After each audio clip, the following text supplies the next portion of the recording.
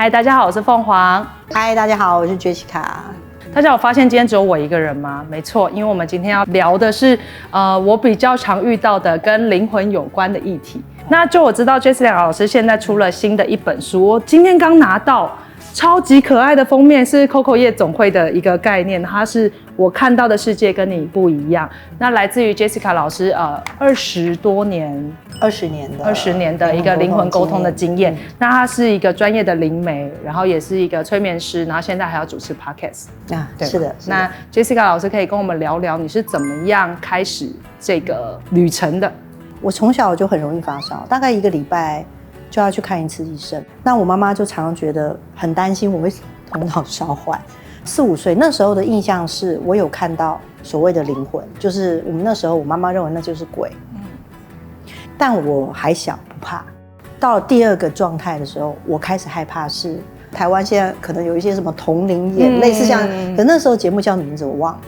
我开始觉得天哪，那是鬼，然后很可怕，有血，我就会避着不想看它，所以我走路都会头低低的，或者是避开。然后我为什么会走上这条路，是在我快30岁的时候，那时候我有一个很大的一个转化，有点像 update。就是比如说你的电脑从586电脑，就是我那小时候看到那灵魂状态，突然升级成 Windows 10。因为我在经过了一件事情上之后，我开始晚上做梦就会有一种电线走火感觉，突然让我吓醒。打了4、5天的那种做梦的过程中，等到它停下来没有再打的时候，隔天起来，我的世界就变了。灵魂啊，光啊，能量啊，我开始几乎都看得到。因为我是护理背景的人，然后我第一个想法就是，等一下我要冷静。可能是飞蚊症或者是黄斑部病变之类的，对，类似像这样，所以我眼睛花了，我会看到一些奇怪的光点。跑了2家眼科医师，眼科医师跟我说：“哦，小姐不要紧张，可能太疲倦了，所以点个眼药水就好了，你眼睛很正常。”真正走上是我正式去帮一个我不认识的人做灵魂沟通的时候，他对我说了一段话，他觉得我做灵魂沟通这件事对他的生命很有意义。他不再酗酒，不再吃安眠药，不再想自杀。他觉得生命好像有一个出口，突然黑暗中开了一道光，让他有机会去了解那个过世的家属。听到他讲这件事情的时候，我突然觉得，或许有一些事情是我可以为某些人做的吧。对我来说，这都是好像一定要 under 在宗教里面。但是 Jessica 老师的形象跟你书的内容，就是完全是跳脱出来，是一种我没有想象过的灵魂沟通的模式。加上你有护理师的背景，就是感觉有一种白衣天使在做这个灵魂沟通的状态，我觉得很美。跟大宝做频道之后，开始了解很多身心灵之后，才发现我其实一直都可以听到，睡觉前一直听到有人在讲话，然后我一直以为那是邻居的电视声。这很久了，这如果真的回溯起来，可能从我有国小以来，我都一直有听到，可我从来没有怀疑过这件事情啊。的确是那样子的状态，除非我叫过来做灵魂沟通，除非他到我面前，他想要讲，不然他的声音就是过路人。对，而且你听不清楚他到底在讲什么。对，没错。菜市场，而且我有多一点的时候，没错。然后我有时候会觉得太吵了，因为我要睡觉，然后我就跟他说：“你们好吵，闭嘴。”然后就瞬间安静。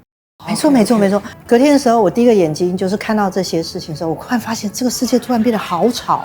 然后我心想说：“好，糟糕，幻听。不对啊，幻听应该是清楚知道对方在跟我明确说什么。怎么这么吵？怎么这么声音？”我开始去检查收音机啊、电视啊有没有关好。我发现不是那些声音。然后就会开始发现他们开始靠近，变多，然后我就会开始晚上会告诉大家说安静，我要睡觉，不然明天没办法听你们讲话，然后我就睡觉。我后来养成一个睡觉姿势，我睡觉之后会这样睡觉，这是一个结界。我后来发现，现在才懂，它是一个屏蔽自己的一个结界。我也是这样睡觉的，我就是这样睡觉。知音了，对，然后我会发现这样睡觉。大家都不会吵，对，很安静。我们这样讲完之后，会不会大家就变成这样睡觉？这是一个游戏。如果以健康医学来说，这样睡觉很不健康啦。对啊，因为这边很受伤。是这样。没关系，我有结界就好。我觉得人有很多想象力，我们看那些鬼片或者那些故事，其实都把它塑造得很恐怖。可是其实，在你眼里的灵魂，其实不是恐怖态的嘛？对对对，我会叫它灵魂，是其实跟人的样子是差不多的。然后呢，我不看鬼片，因为我觉得鬼片演的要么就是很可怕，不然就是黏黏的，脸上很多血淋淋的。但是我在医院里面工作嘛，就是在我发药的时候，就会有一个伯伯靠近我说：“小姐，小姐，那是灵魂吗？”他说：“我死了。”然后呢，我的肺，你帮我看一下还有没有好？他把身体的肺拿出来，给我看一下，说你有觉得还不好吗？然后我跟他说，哦，很好，还不错。大概我看过最可怕的就是这个。那好消息是我看灵魂的视角不是这么的鲜明，有点像700-800度的眼镜拿下来，雾雾的，好险。那现在我就看习惯，你知道解剖体、大体都看过，那所以有时候我说好了，那你不然看你现在状态怎么样？他们会想要知道我现在还有没有生病。可现在大部分灵魂都跟我们说他们没有了。可是鬼因为长得就是人的样子，所以他会说：我有没有头发？我帅不帅？我爱漂亮呢，还是说爱漂亮？头发要 set 好才要来灵魂沟通。所以他说：哦，对，我妈很爱漂亮，这也是家属能够认出她的方式。我说：哦，你妈还挑色号啊？他说：对对对，她一定要那个牌子，然后那个颜色，哦 set 好这样哦。我记得我刚开始有这个能力的时候，有一天我做一个梦，然后在那个梦里面，我进到一个很旧的房子里，然后我就从房子的外围开始，从一个窗户一路进去，一路进去，我已经快要可以看到桌子上面有什么东西的时候，我就喊停，我就说我没有想要看那么清楚。从那天起，我看到就会是比较模糊的状态。我们可以下意识说，好，我现在模糊一点，我不要大家那么清楚，我现在要清楚一点。对。然后有时候他们很想说，我妈妈是直发还卷发，好吧，只好 zoom in 看一下，拉近一点，你不直接问他就好。我跟你讲，有时候他会觉得他忘记他不在意的，我的灵魂沟通就没办法回答。通常有些家属比较多的担心，那是不是他妈妈会问这些啊？怕说找错人。对。但其实因为灵魂是一个意念的线，我从家属，比如说他的女儿，从这意念从他女儿身上，再从这女儿身上，再往面找他的妈妈，所以基本上校正完之后，原则上是不会招错的。那你看到的灵魂呢？我比较没有认真想要看灵魂，我的起灵的状态也是从我去新加坡出差回来，带了一个阿飘回家，然后他就附身。那我现在当然就是比较多是跟我的指导灵沟通啊，或者是跟这一块，所以我也想要问看 Jessica 老师说，你没有遇过被附身的状态吗？你本人应该说灵魂不太容易上我的身，但我允许他可以的时候可以，通常我不会允许他。但有时候我会舍不得，因为他可能最后一个拥抱来不及抱，对。那他们没有身体，所以没有那个接触的那个触感，理解。所以我会说，那你的儿子想要，那我可以让他上来一下，然后我去抱妈妈，所以他没有办法去完整的去取代掉我的意识这个状态。我现在的比较像是，如果是亡灵类的，我不会让他上我的身，因为我身体太敏感，但我可以转述，对。但我觉得这件事情很重要，我也觉得你做这件事情很伟大，因为我相信每一个人对于逝去的家人灵魂都有很深的一个思念，那包括这个灵魂本身一定也会有很深的寄托。对，我每天都会去思考这件事，就是我到底要不要做这件事。我刚开始是为了亡灵做，就是灵魂做，因为我觉得他们很可怜，有些话没说。我现在变成为家属说，因为我发现活着在世的人，他们过不去的那个坎很难。那通常灵魂沟通的，我的家属都是我急着忙上出门，看到我先生还在睡，我不要吵他。觉得我先生那个腿的颜色好像有点不太一样，我想也没多想，他就出门了。结果他的爸爸妈妈打电话来说，因为先生那时候已经僵在家里了，他完全不知道这件事，他甚至不知道身边睡的这个人已经过世了。天哪，这心里面真的对。然后不然就是他买了一个礼物送给他妈妈，他妈妈要去虾皮店到店拿，然后妈妈骑摩托车去拿，撞过世了。那这个孩子觉得就是我。书里面有提到，就是灵魂离开之后，大概80%会去到别的地方，对，会去到那个，剩下20%会留在我们生活中嘛。那什么样的状态，这20%也会离开，还是他们会一直在？这20% 的是我灵魂沟通最主要的灵魂，所以我才会跟家属讲说，我不是目的是叫大家来，赶快来沟通这20%的灵魂，就算不沟通，他们也会慢慢的随着5年、10年，慢慢的释怀跟超然，这个绝对是没有问题的。所以你不会因为现在没拜他，他以后就会埋怨，也不会。所以这20%会在我们所有的家人记得他的部分过世完之后。他也会慢慢忘记自己是谁，最后忘记的是心理性别。我觉得我是男的，最后就忘了。所以这样子的意识体，在你的观念里面，或你遇过的状态，这个意识体它是散开的，就是散开。但它没有消失，它就散开成更雾的状态。对对对，就像水汽那样。所以你看过的吗？有。我不太确定他是谁，但是我看过这样子。对对，他就是雾雾的。然后很多人会说，那会不会聚集成某些状态能量？应该说，它就是带有一些人他此生曾经来了一些学习跟意识那个颗粒，那所以它可能跟大自然、跟任何的石头啊、树啊什么和在一起，它就会成为一个新的一个所谓的物的一个能量。那刚刚有提到那个把肺拿出来给你的贝贝嘛？贝贝，当你跟他说他肺很健康之后，有没有可能他一个心愿了了，他就慢慢的淡去？对，其实会有这个过程。会。那书里面有聊到，就是其实灵魂跟灵魂本体是不能沟通。我沟通好几场，非常多场，我发现为什么灵魂跟灵魂之间看不见，是因为我们随时都在累积我们所看见的所谓的记忆。比如说我现在看到你，我就在我的灵魂里面累积。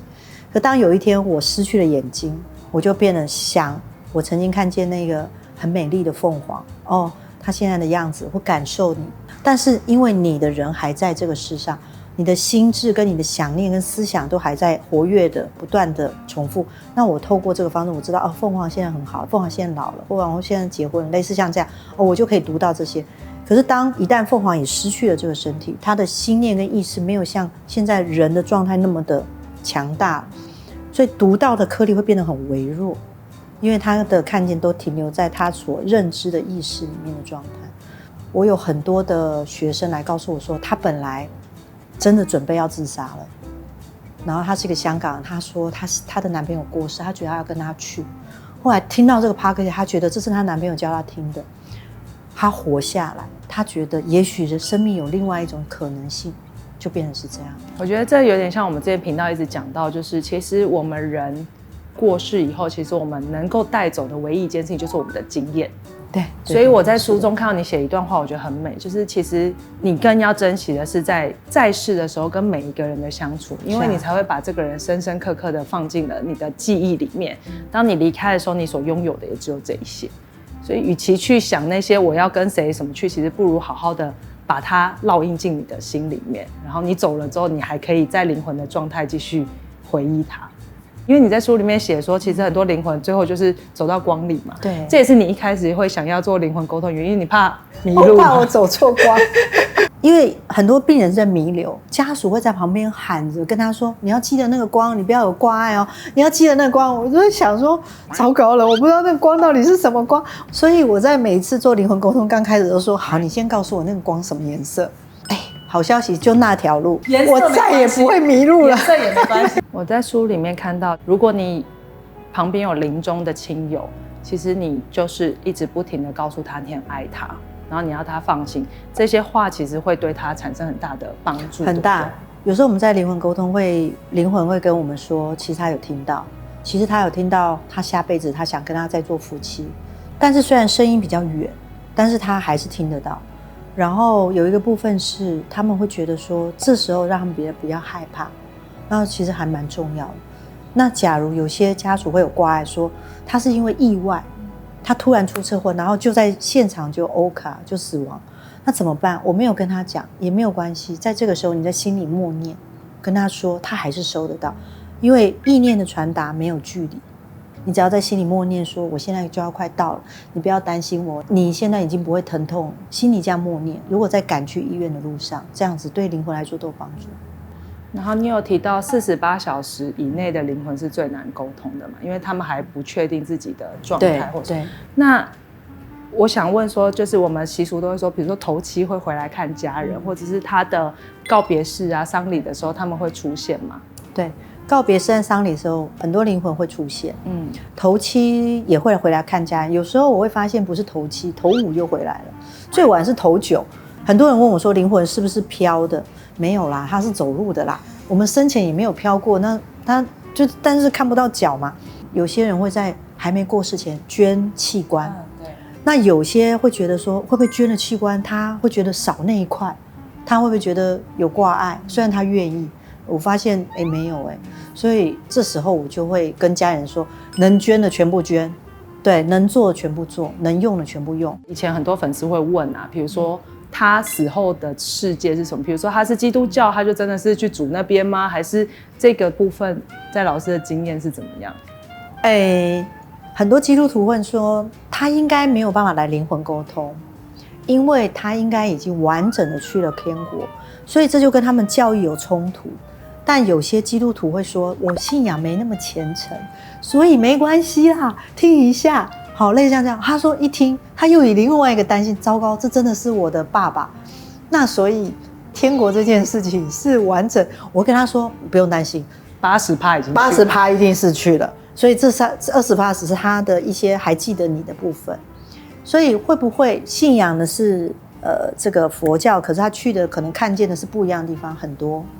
也有信仰是很虔诚的阿门，就是基督徒，也看到的不一样的部分。就是不是天国，然后可能是有一些房子或有一些生活的方式，所以我都是照常翻译。所以家属问说，那是不是不够虔诚？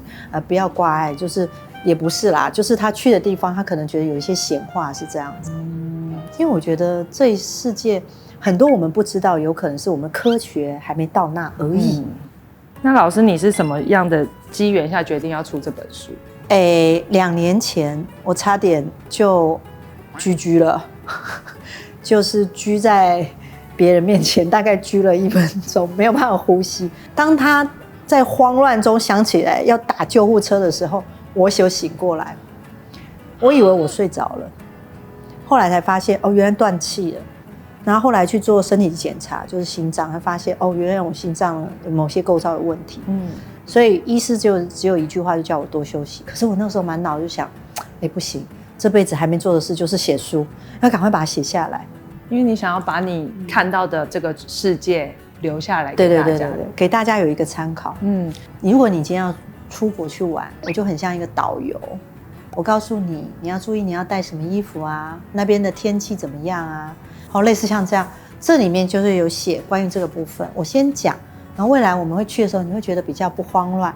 我觉得如果你真的对于死后的世界有很多的想象，或者是你有很多的疑问，这本书真的可以解答很多很多，然后里面有很多的故事，对，其实蛮好看，而且蛮容易懂的。对，那最后就是老师有没有对于鬼月啊，有没有一些自己的想要跟大家分享的？对我们来说，我们身上就带有某种频率。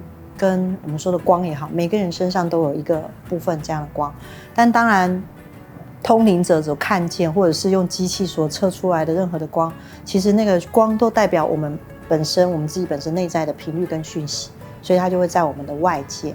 那如果你很担心在这个时候遇到什么事情，首先就改变自己的外在的频率，这个很重要。所以有各种方式，比如说有些人会去庙里拜拜啊，或者是我有一些可以帮我洒净或祈福的水，或者是任何我觉得在这时候我少去一些地方，或我多注意一些自己的安全，我觉得这都很重要。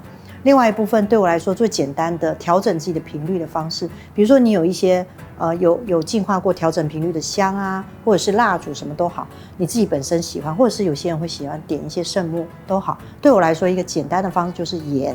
那有些家属会跟我说一定要海盐吗？也不用，家里就有盐。那如果你自己有小孩，在这个时候婴儿比较敏感的，像你的体质比较敏感，你可以帮他加一点点盐，不要喂他喝盐水啦，就是在他身上擦拭好就好。如果你家里常常觉得好像晃过去一个什么东西，晃过来什么东西，你很害怕，你们的有教很多这个部分，我觉得每个老师说的我都觉得很棒。那在我的方式就是，如果这个方式做完之后还是有还有一些困扰，你可以用一些盐加水在家里的地板上或墙壁四周擦一遍，这样就好了。我们之前是有教大家可以在家里烧海盐，如果有兴趣的话，可以到频道里面找加火，能量更好。对，其实烧海盐真的是一个很方便净化的，很方便的方式。对啊，记得要顾好它，因为火蛮大的。对，那我觉得老师刚刚讲说，就是擦拭小朋友这个，其实我很常做，就是有时候在外面觉得特别的不舒服，我会回家用海盐搓澡啊，对，或者是泡盐水澡，对，其实都蛮好，而且也很便宜，真的很便宜，对，真的很便宜。对，那如果你喜欢有香味的，你可以去找一些更好的海盐来做。对啊，我们这个世界就是一个频率的世界，只是我们看不见，就像我们手机跟手机之间的频率，那这个频率的状态，它带有讯息。那这个讯息去调整完之后，这些跟你不一样的频率的能量，我觉得那也没有不好，就是不一样而已。那这个部分就可能没有办法去跟你做一个连结，那这个部分会让你觉得比较舒服，因为有些人毕竟真的比较敏感。没错，那我们今天就非常谢谢 Jessica 老师来跟我们分享这么多。那我们也会抽2本 Jessica 老师签名的书。那活动办法的话，到时候就看我们的资讯栏。谢谢 Jessica 老师来，谢谢，很开心认识你。我们很少有人可以验证，对不对？对，我们因此习因此。谢谢，那我们就下次见，拜拜。